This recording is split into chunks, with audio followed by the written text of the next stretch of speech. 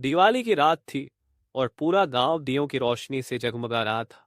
लेकिन गांव के बाहर घने पेड़ों के बीच खड़ी एक पुरानी हवेली थी, जिसे लोग भूल जाना ही बेहतर समझते थे।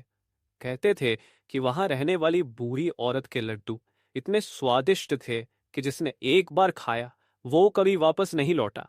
रिया और उसके दोस्तों ने हिम्मत जुटाई और हवेली की सच्चाई जानने का फैसला किया। हवेली के पास पहुंचते ही ठंडी हवा ने उन्हें घेर लिया। दरवाजे पर बूढ़ी औरत पहले से खड़ी थी, जैसे उसने उनके आने की भनक लगाई हो। उसकी आंखों में अजीब सी चमक थी जो रिया के भीतर तक हिला देने वाली थी। हवेली के अंदर घुसते ही सड़ी गली मिठाइयों की गंध ने उनका स्वागत किया। दीवारों पर अजीब तस्वीरें टंगी थीं। उनमें कैद लोगों की आंखों में गहरा खौफ था। बूढ़ी औरत ने बिना एक शब्द कहे उन्हें लड्डू पेश किए। रिया ने लड्डू उठाया और जैसे ही उसे मुंह में डाला, मीठे का स्वाद अचानक जलन में बदल गया।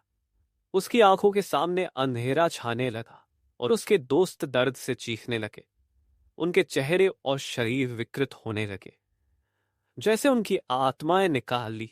को समझ में आया कि वे एक भयानक जाल में फंस चुके हैं।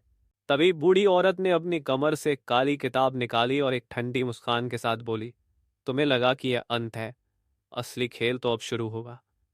उसने सायों की ओर इशारा किया और धीरे से रिया के कानों में कहा, तुम्हें बचने का एक आखिरी मौका दूं, अगर तुम मेरी जगह लेने के लिए तैयार हो। रिया की आंखों में डर और जिज्ञासा का मिश्रण था।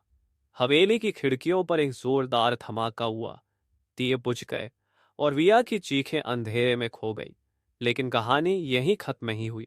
अगले दिन गांव के लोग हवेली के पास पहुंचे तो देखा वहां से काला धुआं उठ रहा था। दरवाजे पर ताजा लड्डू रखा था, जिसके ऊपर खून से लिखा था, अभी और बाकी है। अब गांव के लोग जानना चाहते थे कि क्या रिया बच पाई या वह अब हवेली की नई मालकिन बन चुकी है।